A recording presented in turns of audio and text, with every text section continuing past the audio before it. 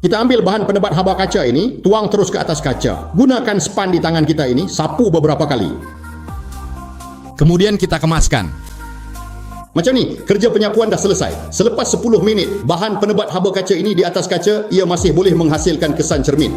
Mari kita lihat. Bahagian atas ini telah disapu dengan salutan, bahagian bawah ini belum disapu salutan. Kita bandingkan kadar pemancaran cahayanya. Kemudian kita akan gunakan dua alat optik untuk menguji salutan penebat haba kaca ini yang disapu pada kaca. Apakah perubahan yang boleh berlaku pada sekeping kaca biasa? Ini ialah penguji ultra ungu dan ini ialah penguji inframerah.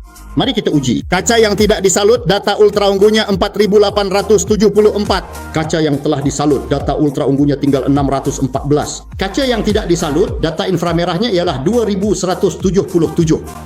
Kaca yang telah disalut, data inframerahnya tinggal 334. Melalui ujian dua alat optik, kita telah mengesahkan salutan penebat haba kaca ini boleh menukarkan sekeping kaca biasa menjadi kaca penebat haba dan penghalang ultra ungu. Setahun sekurang-kurangnya boleh jimatkan bil elektrik rumah anda beberapa ribu atau beberapa ratus ringgit.